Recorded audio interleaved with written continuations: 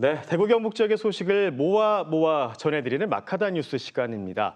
올 여름도 무더위가 이어지고 있습니다. 요 며칠 대구 지역은 조금 폭염의 기세가 꺾이긴 했지만 그래도 폭염특보는 여전히 내려져 있는 상황이고요.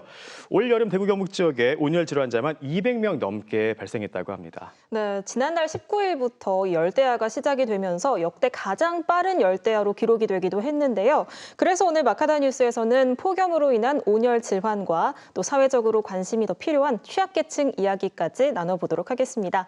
스튜디오에 대구 경북 인도주의 실천 의사협의회 진료사업국장으로 계신 김동은 교수님과 이야기 나눠보겠습니다. 교수님 어서 오세요. 안녕하십니까. 네, 안녕하세요. 네, 시청자분에게 인사 좀 해주시죠. 예, 저는 계명대학교 동사병원 이비인후과 김동훈입니다. 반갑습니다. 네, 반갑습니다, 교수님. 자, 먼저 우리가 항상 여름 되면은 폭염이다, 폭염이라는 말 정말 많이 하는데 일단 용어 정리부터 좀 해보죠. 얼마나 더워야지 폭염이라는 말을 쓰는 건가요? 예, 비정상적으로 우리 몸에 해를 끼칠 만큼 상당히 높은 기온이 며칠씩 계속되는 것을 폭염이라고 합니다. 그래서 네. 온도와 습도를 같이 고려하는 체감 온도가 35도를 넘고 그런 것이 이틀 이상 계속되어서 우리에게 심각한 피해를 줄 것 같으면 네. 폭염 경보를 내리고 있는데요. 이런 폭염특보가 내리는 날씨는 노약자나 어린이 그리고 만성질환자, 그다음 야외에서 일하는 노동자분들 같은 경우 건강에 심각한 문제를 일으킬 수 있어서 예. 주의가 필요합니다. 네, 우리가 흔히 더위가 심해졌을 때 탈진이 올 수 있다 이런 말도 하고 또 특히 더위 먹는다라는 표현을 정말 많이 사용을 하는데요. 이 더위로 인해서 실제로 생기는 질환은 어떤 게 있고 또 더위에 오랫동안 노출이 되었을 때 어떤 문제가 일어나는지 설명해 주시죠. 예, 우리 몸에는 이 체온을 조절하는 체온 조절 중추가 있습니다. 그래서 폭염이 오면 그 체온 조절 중추가 작용을 해서 땀을 흘림으로써 열을 발산하게 됩니다. 그런데 예. 너무 높은 고온에 장시간 노출되게 되면 그 체온 조절 중추가 망가지게 되어서 체온이 계속 올라가서 40도 이상 올라갈 수도 있습니다. 그렇게 예. 되면 뇌, 간, 콩팥 이런 여러 장기가 망가지면서 심각할 경우에는 사망에 이를 수도 있습니다. 예, 뇌손상까지 올 수 있다고 하니까 정말 이 더위를 함부로 보면 안 되겠습니다. 굉장히 무서운 질병입니다. 오늘 우리가 온열 질환에 가면은 일사병, 열사병 이 두 가지를 가장 많이 언급하잖아요. 일사병, 열사병 어떤 증상들이 나타납니까? 네, 일사병은 뜨거운 햇볕에 오래 노출되었을 때 이렇게 어지럽고 그다음에 구토 증상이 나타나려고 하고 그런 무기력해지고 그런 증상입니다. 예. 그런데 더 무서운 것이 어떻게 보면 열사병인데요. 네. 왜냐하면 일사병은 체온이 40도 이상 올라가지 않지만 열사병은 체온 조절 중추가 망가져서 체온이 40도 이상까지 올라갈 수 있거든요. 조금 다른 증상은 의식이 변화가 되는 경우가 있습니다. 네. 그래서 예. 체온 조절 중추가 망가지다 보니까 피부에 손을 대보면 엄청 뜨겁고 땀이 발산이 되지 않기 때문에 피부는 건조한 그런 특징이 있다고 할 수 있겠습니다. 예. 저희가 여름철에 어르신들에게 한낮에는 절대 밭에 나가서 일하지 마십시오라고 늘 이렇게 당부를 드리는데 또 많은 어르신들이 나가시더라고요. 그러니까 좀 사전에 예방을 할 수 있다면 막을 수 있는데 어떻게 예방할 수 있을까요? 예, 보면 온열 질환으로 이렇게 병원에 오시는 분들 보면 전체 43% 정도가 야외에서 일을 하시거나 아니면 네. 논밭에서 작업을 하시다가 이렇게 병원으로 실려오시는 경우가 많습니다. 그래서 우리가 폭염 취약 시간은 사실 12시 전후가 아니고 오후 2시부터 오후 5시 네. 경이거든요. 네. 폭염 주의보가 내려진 상황에서 그 시간에는 작업을 중단하는 것이 맞다고 생각이 됩니다. 네. 근데 이 폭염 온열 질환 예방 3대 수칙은 물하고 그늘하고 휴식이거든요. 예. 그래서 피치 못하게 야외에서 일을 한다면 2시간 일을 했다면 한 20분 이상은 반드시 휴식을 취하시는 것이 좋겠고 수분을 많이 섭취해야 땀을 흘려서 체온을 낮출 수가 있으니까요. 네. 우리가 갈증이 날 때만 물을 마셔서는 안 되고 늘 1.5에서 한 2리터 정도 폭염 시기에는 물을 드시는 것이 좋습니다. 네, 네. 저도 오늘 사실 물 얼마나 마셨나 한번 생각을 해보니까 얼마 안 마신 것 같거든요. 교수님 말씀하신 것처럼 목 마르지 않더라도 수기적으로 일부러라도 물 자주 마셔주시는 게 참 중요할 것 같습니다. 네. 교수님 미리 예방을 하는 게 가장 좋겠지만요. 만약 온열 질환에 걸렸다 싶을 때 대처를 어떻게 하면 될까요? 네, 일단 일사병 증상이 나타났다. 아까 말씀드렸듯이 두통이 있고 구토 증상이 있으려고 하고 그러면 빨리 그늘로 본인이 갈 수 있으면 옮기는 게 좋겠고 주변 분이 주위에 계신 분이 그러면 빨리 옮겨주시는 게 좋을 것 같습니다. 네.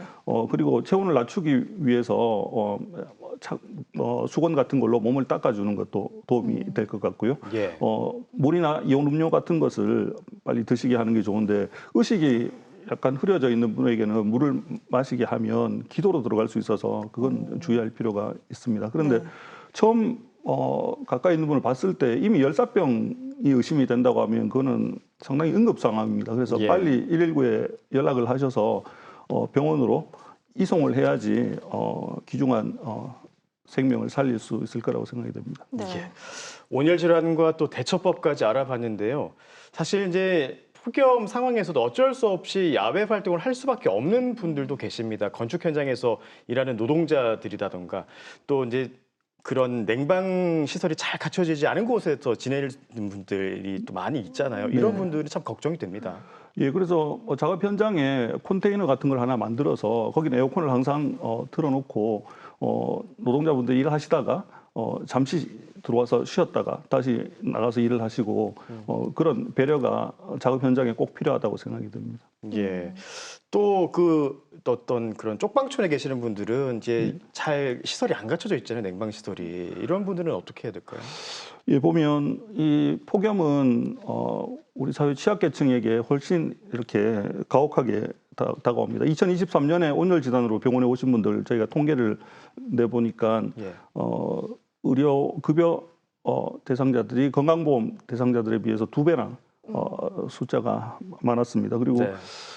대구 지역에도 한 500분이 넘는 쪽방 주민들이 계신데요. 보면 우리가 보통 이렇게 건강을 유지하려면 적어도 한 4평 정도의 공간이 필요한데 이런 분들은 한두 평 정도 되는 환기도 잘 안 되는 그런 방에서 낡은 선풍기 한 대 의지해서 지금 이 폭염과 싸우고 계시거든요. 그리고 네. 이분들이 온열 질환으로 고통받지 않으실까 상당히 지금 걱정되는 그런 상황입니다. 사실 누군가에게는 이 폭염이란 것이 좀 더운, 좀 불편한 그런 날씨일 뿐이겠지만 쪽방에 계신 분들이나 우리 사회 취약계층들에게는 생명을 위협할 수 있는 그렇죠. 그런 위험한 네. 상황이라고 생각이 됩니다. 네, 누군가에게는 그저 사계절 중에 지나가는 잠깐의 계절, 날씨에 불과하지만 또 쪽방촌에 계시는 주민들 그리고 이주 노동자들에게는 생명의 위협이 된다 말씀해 네. 주셨던 게 참 많은 걸 생각하게 하는 것 같습니다. 교수님께서 그래서 여름철이 되면 쪽방촌의 주민들을 직접 찾아뵙고 있다고요? 예, 지난 2018년에 폭염이 심했습니다. 그래서 전국에서 온열 질환으로 무려 48분이나 아까운 목숨을 잃었거든요. 또 대구는 또 데프리카라고 해서 폭염이 특히 심하니까요. 네. 그래서 그때부터 대구 쪽방 상담소 주관으로 해서 많은 자원봉사자들하고 같이 7월, 8월이면 저녁 6시에서 9시까지 대구 지역에 이렇게 동구, 서구, 북구, 중구 이렇게 흩어져 있는 쪽방촌을 직접 찾아가서 쪽방촌에 계신 주민들이 안녕하신지 노크해서 여쭤보고 있습니다. 네. 제가 속해 있는 인도주의 실천의사협회 의사들은 진료 가방을 메고 가서 혈압도 체크하고 혈당도 체크하고 영양제나 이제 먹는 수액이 있거든요. 그런 것도 좀 나눠드리고 또 불편하신 부분이 있는지 이렇게 여쭤보고 있습니다. 매년 보면 노크하고 들어가 보면 온열 질환이 의심이 되어서 그냥 이렇게 누워 계신 주민들이 계시거든요. 그러면 예. 빨리 119에 도움을 청해서 대구령 같은 곳으로 이렇게 이송을 하고 있습니다. 어제도 사실 동구 지역 쪽방을 다녀왔는데 네. 지금 상당히 오랜 게 6월 말부터 계속 폭염이 지속되다 보니까 네네. 쪽방에 들어가 보면 막 숨이 턱턱 막힐 정도로 실내 온도가 매우 높은 그런 상황에서 지금 네. 폭염과 싸우고 계신 모습을 볼 수 있어서 안타까웠습니다. 그렇습니다. 사실 저희 같은 입장에서는 이런 매스컴에서 알려주는 그런 정보만을 접할 수밖에 없잖아요. 이제 실제로 가보셨으니까 어느 정도 열악한지 실제로 그것도 조사된 게 있습니까? 네네. 예. 경북대 유지에 교수님 연구팀이 실제로 쪽방의 주거 환경을 조사를 해보니까 무려 40.1도나 되는 실내 온도가요? 실내 온도가 방 온도가 우리가 살 수 있는 적정 온도가 건강을 유지할 수 있는 온도가 실내 온도가 24에서 26도씨 정도 되거든요. 근데 40도가 넘는 쪽방도 체크되고 거기서 17시간 이상 계신 걸로 돼 있었고 네. 도저히 그런 뜨거운 환경에서 잠을 잘 수가 없으니까 적어도 저희가 7, 8시간 이상 주무셔야 되는데 한 4.2시간 정도 평균 주무시는 걸로. 너무 더워서 되고 잠을 이루지 예, 못하는 잠을 거잖아요. 못 자는 거죠. 그래서 한 79% 정도의 쪽방 주민께서 너무 극심한 정말 견디기 힘든 더위를 경험하셨다고 얘기하고 그 응답자 중에도 69% 정도 되는 쪽방 주민들께서는 어쩔 수 없는 것 아니냐 이렇게 말씀을 하셔서 정말 마음이 좀 아팠습니다. 네. 아무래도 단열이 제대로 갖춰지지 않다 보니까 기온의 영향을 조금 더 많이 받게 되는 것 같아서 너무 안타깝습니다. 사실 이 건강은 사회 구성원으로서 누구나 마땅히 누려야 하고 또 잘 지켜야 하는 기본적인 권리이기도 하고요. 네. 국가와 지자체가 이런 부분에 있어서 조금 더 힘을 써줬으면 좋겠다는 생각이 들거든요. 시민들의 건강을 보호하는 게 그들의 네. 의무이기 때문인데 이 폭염을 대비한 취약계층을 위한 지원 있을까요? 예, 그래도 대구시에서 지난해부터 에어컨을 2023년부터 지원해 주셔서 한 100여 대 지금 설치가 되어 있는데 한 5만 원 정도 지원해 주시던 전기료 지원이 끊겨서 지금 쪽방 주민들 너무 어려우시니까 에어컨 사용을 하기 힘든 그런 상황입니다. 또 폭염 조례가 대구시에는 있는데 지원 사항이 구체적이지 않기 때문에 실질적인 도움을 못 주고 있어서 그 조례가 좀 개정이 되었으면 좋겠고요. 네. 무더워 쉼터가 보면 관공서라든지 경로당 같은 데 있는데 쪽방 주민들이 이용하시기 좀 이렇게 불편하신 네. 부분이 있거든요. 그래서 공공임대주택을 많이 지어서 쪽방 주민들께 이렇게 사용할 수 있게 하는 게 가장 좋겠지만 그건 시간이 걸리는 문제니까 우선 쪽방 주민들 가까이에 있는 어떤 그 다세대 주택 같은 것을 대구시에서 좀 매입을 해서 매우 더운 시기하고 매우 추운 시기에 쪽방 주민들이 좀 건강을 지키면서 이렇게 생활하실 수 있도록 해주셨으면 좋겠습니다. 사실 여름 되면 누구나 다 괴로운 이 폭염을 지나고 있지만 이렇게 또 생각하는 분도 계실 것 같아요. 우리도 에어컨 전기요금 없어서 못 들고 있는데 왜 이렇게 취약 계층들만 지원을 해주느냐.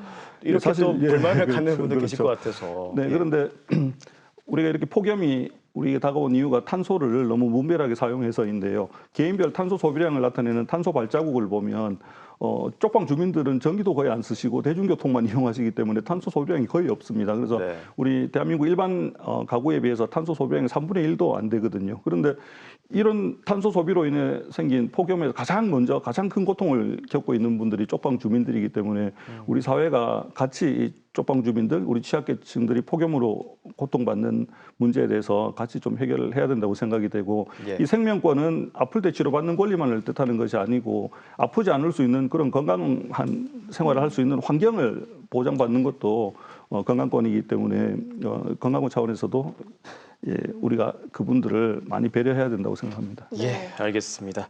오늘 말씀은 여기까지 듣겠습니다. 지금까지 계명대 김동훈 교수와 함께 얘기 나눴습니다. 말씀 잘 들었습니다. 고맙습니다. 예, 감사합니다. 네.